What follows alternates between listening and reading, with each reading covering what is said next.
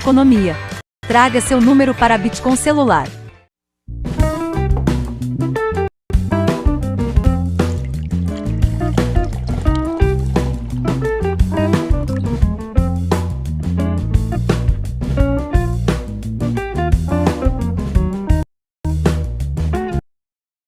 Muito bem, 7h40. Você acompanha a Bitcom Bom Dia aqui pela Bitcom TV desta quinta-feira, 4 de março de 2021. Estamos em contato com o diretor técnico do Hospital Pompeia, Tiago Luciano Passarim. Doutor Tiago, bom dia. Bom dia, Márcio. Bom, para a gente começar essa conversa, doutor Tiago, depois vão participar também o Ariel Rossi Grifante e o Corlatti, mas um panorama geral de como está a situação hoje. Quais são os últimos números, as atualizações da situação da ocupação de leitos no Hospital Pompeia? Bom, nesse momento no hospital eu tenho os 30 leitos, os 37 leitos de UTI totalmente ocupados, tá? E nesse momento a gente tem um paciente em ventilação mecânica no andar, sendo transferido para um leito de enfermaria especial, na tentativa de agora de manhã tentar rodar os leitos de UTI, de pacientes que tenham alta, para tentar levar esse último paciente para o ambiente de UTI mesmo. Muito bem, vou colocar na conversa agora, doutor Tiago, o Ariel e o Corlatti. Ok. Muito bem, Ariel, tem questionamento? Bom dia, diretor. Bom dia, Ariel. Muito prazer. Igualmente. Primeiramente, qual é a projeção do hospital em virtude da análise da curva de aumento de casos de contaminação? Qual é a projeção para a próxima semana e para a seguinte? É de aumento de casos de internação? A tendência que a gente tem visto, sim, Ariel, justamente porque esses pacientes que entram para o regime de ventilação mecânica, eles dificilmente saem da ventilação mecânica antes de 14, 15 dias. Então, a demanda de novos leitos ela é muito maior do que o que o sistema pode absorver. Então, o hospital vem fazendo vários movimentos na tentativa de alocar esses pacientes em um ambiente adequado e também lembrar que mesmo o Covid estando aí, a gente não deixa de atender, e o Pompeia é referência para 1,5 milhão de habitantes, de infarto agudo do miocárdio, dos mais diferentes traumas, somos referência de ortopedia, então a gente acaba atendendo a todos esses pacientes e a gente tem que compor o hospital dessas duas maneiras, assim. Então, atender a demanda de pacientes Covid, que realmente ultrapassa a capacidade hospitalar, e isso isso não é uma novidade de Caxias, é uma novidade, um evento de todo o estado, mas também temos que compor e cuidar das demais patologias que estão aí, né? Muito bem. Corlatti tem um questionamento? Diretor, bom dia.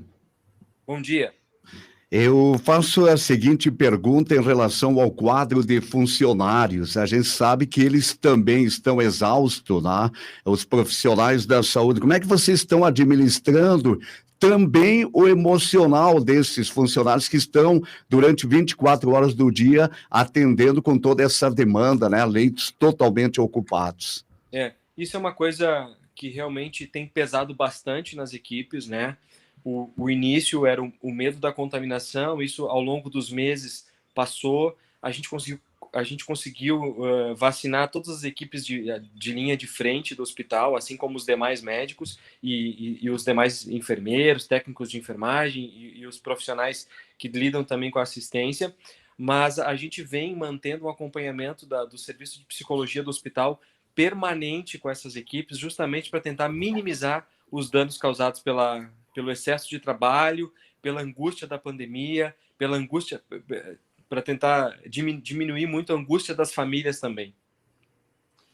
Doutor Tiago, a Secretaria Estadual da Saúde, ela lançou uma determinação para ampliação imediata dos leitos clínicos em hospitais de todo o estado, em função do aumento das internações. Sim. Esse ofício da Secretaria Estadual da Saúde, ele pede para que os hospitais ofertem no mínimo 50% dos seus leitos clínicos para tratar pacientes COVID. na prática, o que significa essa medida da Secretaria Estadual da Saúde e se tem como fazer isso mesmo, outros leitos serem adaptados para a Covid? Na verdade, o hospital ele vai atendendo as demandas, né? Então, nesse momento, a gente já está nesse tipo de situação. E o que a gente faz? Então, à medida que vai se aumentando ainda mais a demanda, a gente vai pegando outros espaços do hospital que podem compor. Nesse momento, nossa última fase do plano de contingência é a utilização da sala de recuperação, para que a gente possa não atender a pacientes Covid, mas que a gente possa atender as demais patologias que necessitam também de leito de UTI, mas que na sala de recuperação, por ser um ambiente aberto, não se ter ventiladores com tanta capacidade, a gente dificilmente vai conseguir atender esses pacientes. Então, a gente vai deslocando os pacientes de outras UTIs, transformando essas outras UTIs em ambiente COVID, porque são todas UTIs com box fechado, com ventiladores mecânicos de alta capacidade, para poder atender a um paciente que tem um dano pulmonar muito grave. Muito bem. Diretor,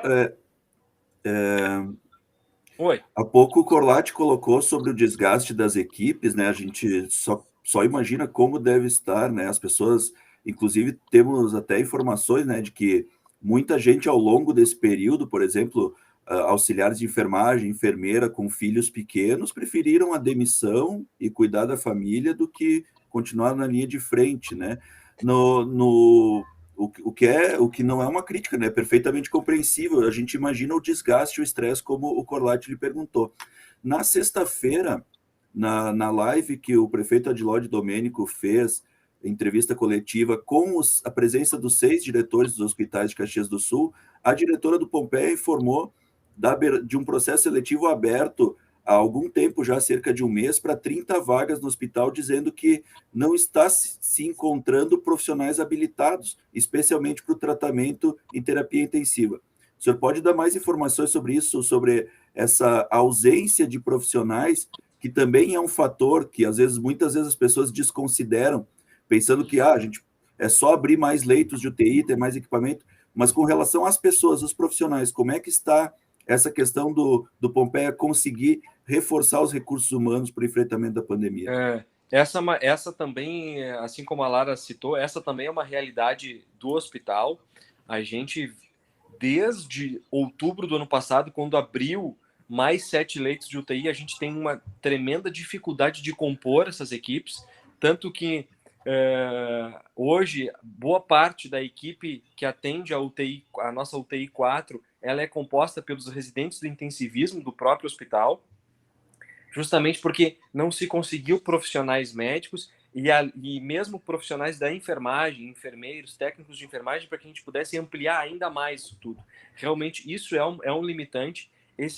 O paciente com Covid, ele é um paciente muito complexo. Não são equipes, precisa de equipes muito bem treinadas para que a gente atinja níveis de mortalidade bem baixos. E isso é o que a gente tem conseguido no hospital.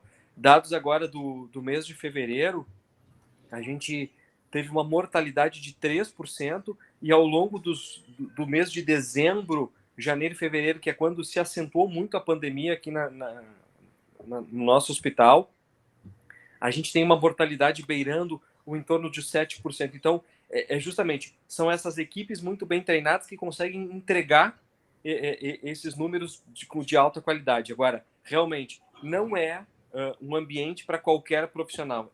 É um ambiente para pessoas muito bem treinadas, sejam médicos, sejam técnicos, sejam enfermeiros, para cuidar desse paciente.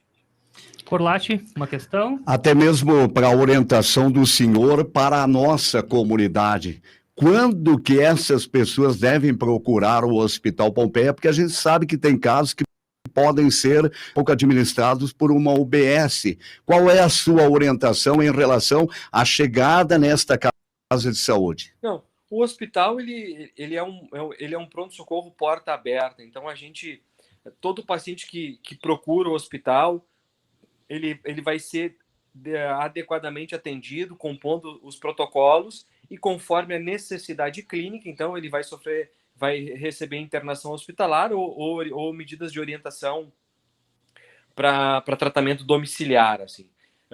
Obviamente que num serviço terciário, que é o que o Hospital Pompeia acompanha hoje, a gente tem a obviedade de pedir que as pessoas nos procurem nos casos de doenças mais graves, assim, mas logicamente que nem todo paciente tem esse entendimento, né? Então a gente está de porta aberta para atender a demanda que a comunidade precisa. Ariel? Diretor, eu queria aproveitar essa oportunidade, essa janela de informação, aliás, informações preciosas que o diretor Tiago Passarim, do Hospital Pompeia, está trazendo para a comunidade de Caxias do Sul. Para a gente abordar a questão, um dos grandes questionamentos de quem ainda escolhe resistir às indicações, às orientações de restrição, ou prefere questionar e criticar, muitas vezes sem apontar a solução no lugar, né? Doutor Tiago, o tratamento precoce, que as pessoas alegam que o número de casos aumenta porque os médicos não prescrevem o tratamento precoce, como se houvesse um interesse subjacente de que houvesse lotação e vítimas. O chamado tratamento precoce, ele é recomendado ou não é? Ele tem efetividade ou não tem? Ele ajuda a solucionar a Covid ou não? O que o senhor pode, né, do ponto de vista da medicina, esclarecer sobre essa questão tão controversa? Ariel, esse é um tema ainda muito controverso. Existem argumentações para ambos os lados, tá? É muito difícil a gente compor trabalhos bem desenhados nesse momento, onde fica muito difícil se executarem critérios de seleção. No Hospital Pompeia, o nosso protocolo, ele não contempla o protocolo institucional criado pelo Comitê Covid, ele não contempla a imposição aos colegas para a prescrição do protocolo precoce. Mas a gente sempre foi muito claro com as equipes que fazem a linha de frente do tratamento dos pacientes Covid, que é uma decisão entre médico e principalmente com o seu paciente. Então, essa é uma decisão pessoal de cada colega médico e da família e do paciente que está sendo atendido nesse momento. Mas, diretor, insistindo nessa questão, até para esclarecer para o ouvinte, quando a gente fala em tratamento precoce, são as recomendações, né, de hidroxicloroquina, azitromicina e ivermectina. Insistindo um pouco só sobre o aspecto médico, existe efetividade nesses medicamentos? Porque, por exemplo, a azitromicina é recomendada para infecção bacteriana. Ela pode colaborar com o combate ao coronavírus?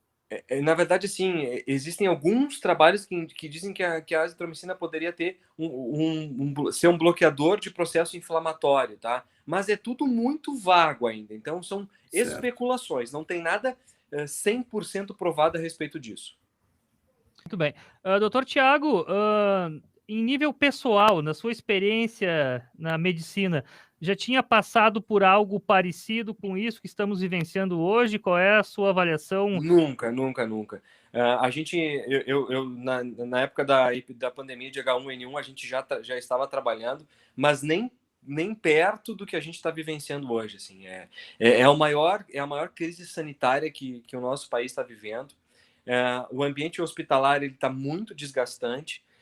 A gente está, a cada hora no hospital, a gente vai criando formas de poder melhorar o atendimento a esses pacientes, mas realmente os recursos humanos, os recursos técnicos, eles já estão escasseados nesses últimos 10 dias, e a gente sabe que fora do ambiente hospitalar existem pelo menos dezenas de pacientes aguardando um leito de internação na nossa cidade, e a gente não consegue suprir toda essa demanda. Assim. É muito importante que as pessoas entendam essa dinâmica do que está acontecendo, se protejam, usem máscara, usem as medidas protetivas higiênicas de álcool nas mãos e principalmente, executem o distanciamento social. Ou seja, não é momento de a gente se reunir, de a gente fazer festas, churrascos, porque esse vírus está aí, uma grande parcela das pessoas é portadora do vírus assintomática, e a gente tem visto que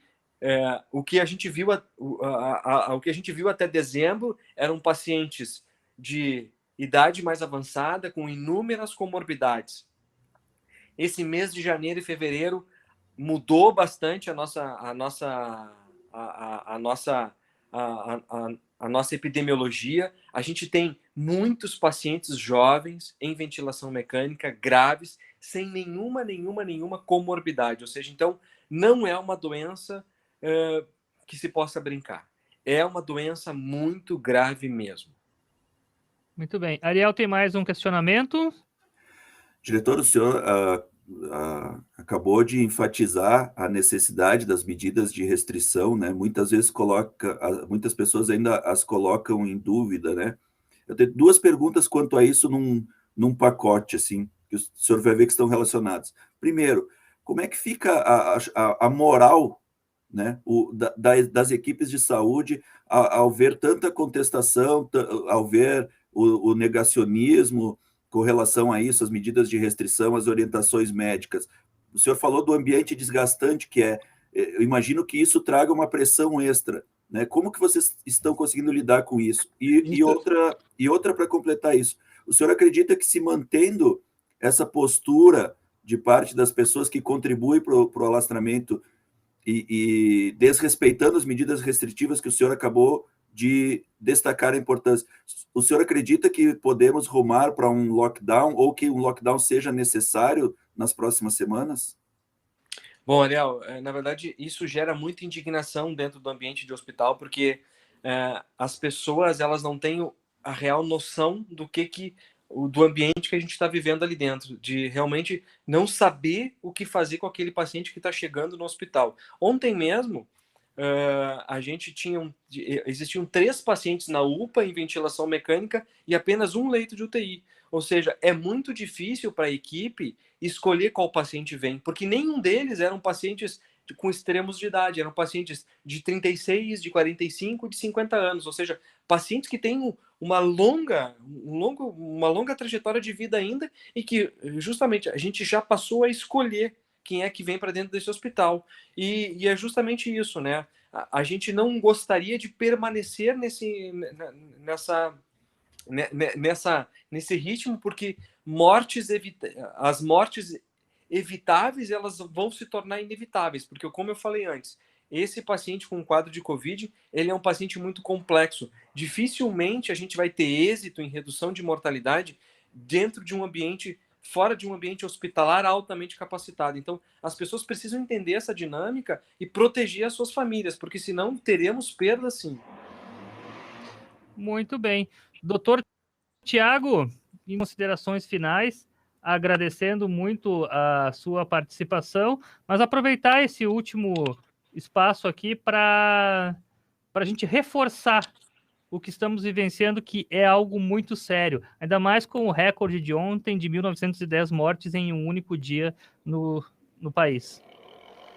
Exatamente, Márcia. A gente não tem... É a maior crise sanitária que o país vivenciou. A gente sempre teve um sistema de saúde que foi precário, sabe? Acentuando-se um pouco melhor em algumas regiões, como a região aqui da Serra Gaúcha, onde o sistema público de saúde funciona e funciona muito bem. As medidas dos setores públicos, elas foram executadas, os leitos de UTI foram aumentados, mas mesmo com esse aumento de leitos de UTI, que mais do que dobrou em Caxias do Sul, tanto no setor privado quanto no setor público, a gente vive um momento de que ultrapassou todos os limites. A gente tem 110% de ocupação de leitos de UTI nesse momento.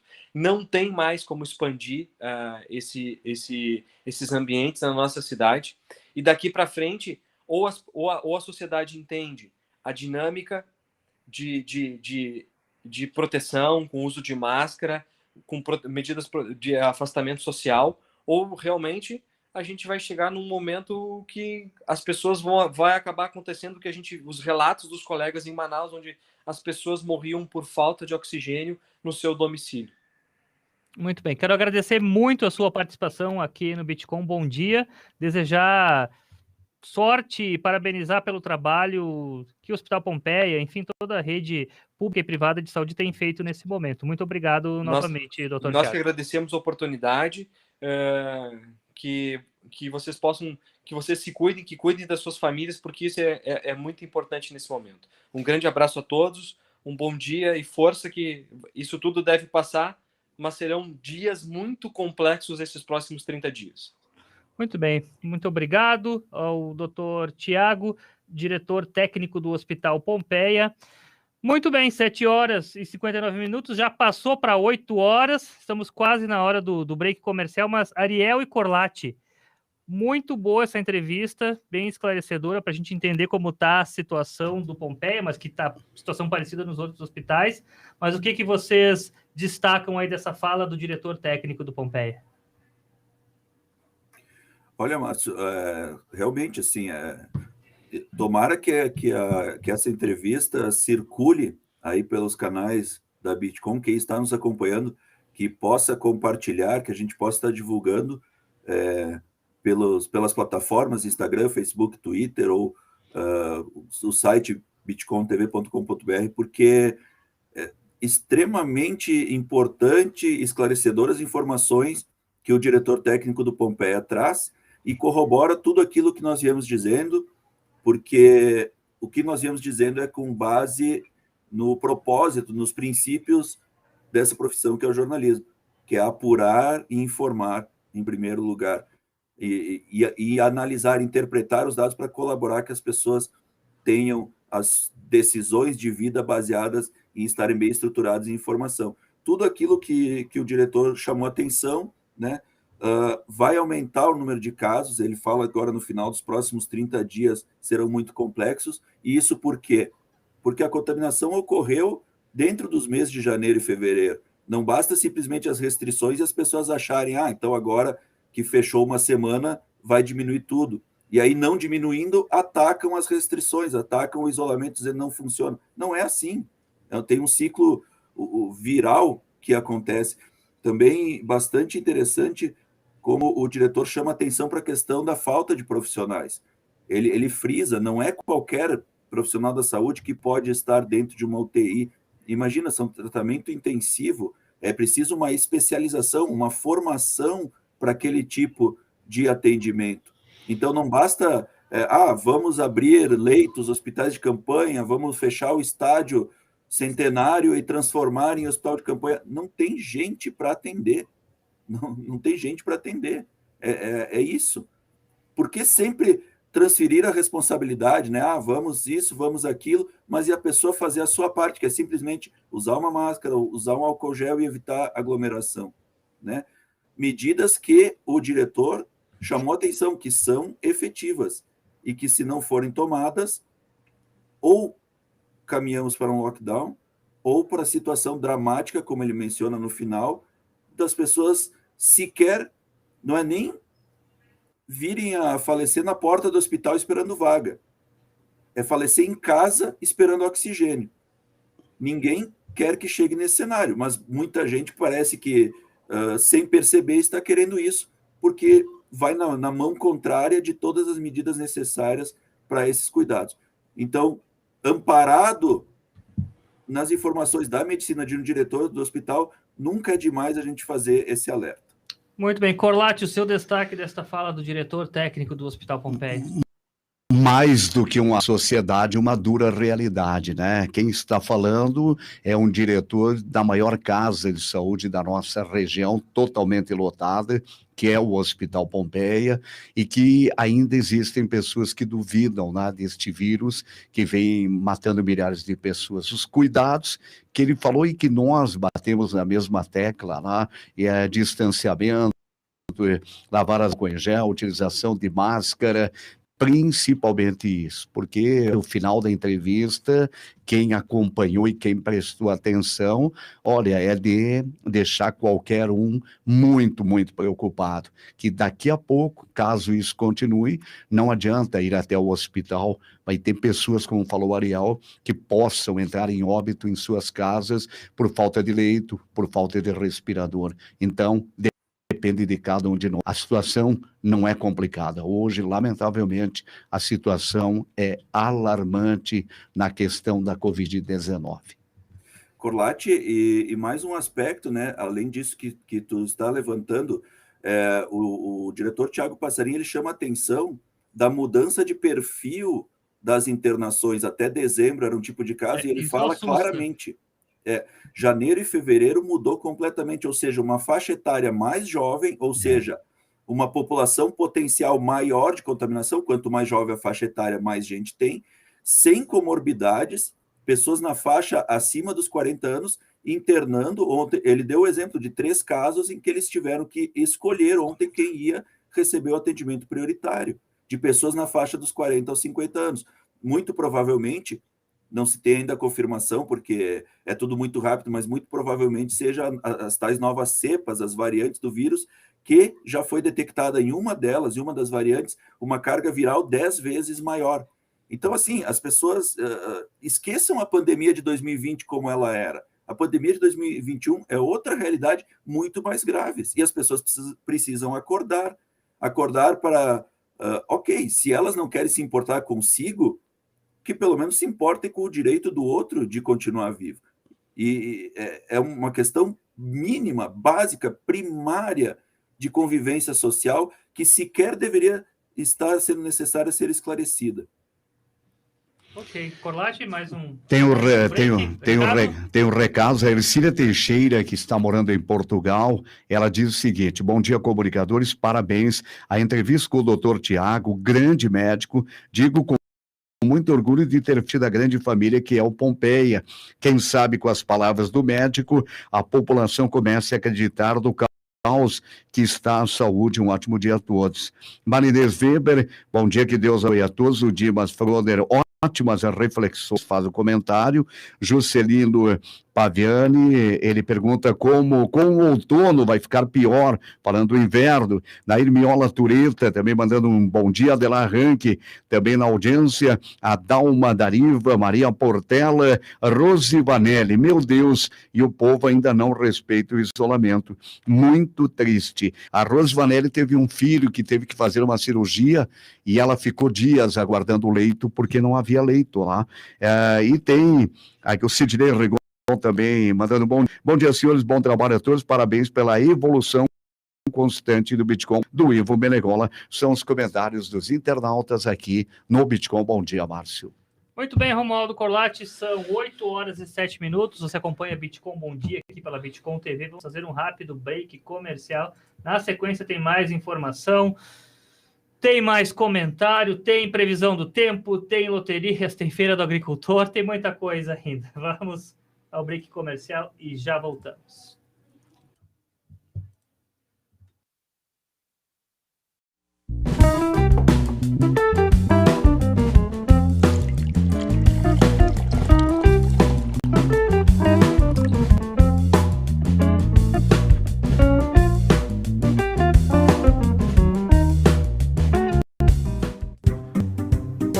Bom dia!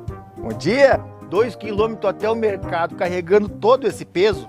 Vida dura, né, vizinho? Acho não, vizinho. Agora que tem meu Bitcoin Fibra aqui, eu tô economizando esforço. Mas de que jeito? É que agora eu compro pelo aplicativo e o mercado entrega aqui em casa. Preguiça é pecado, viu? Mas inveja também é. Né, vizinho? Meu Bitcoin é seu, chega mais longe e tem 1 ano sem mensalidade.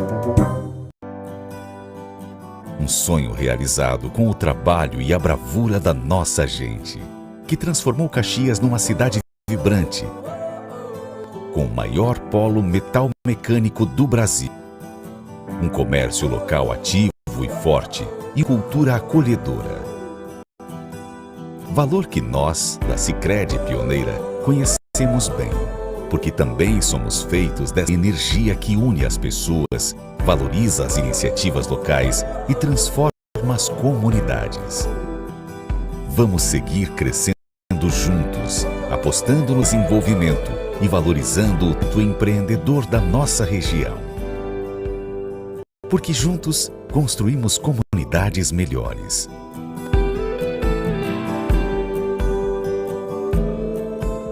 Sicredi Pioneira RS. Cooperar faz toda a diferença.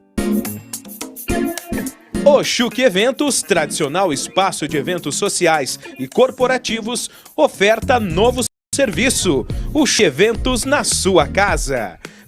teleentrega de quartas a sábados no cardápio Baurus, alaminutas, massas e risotos. Aos domingos, almoço especial, sobremesas na teleentrega e pegue leve. Entre em contato conosco. Acesse as nossas redes sociais.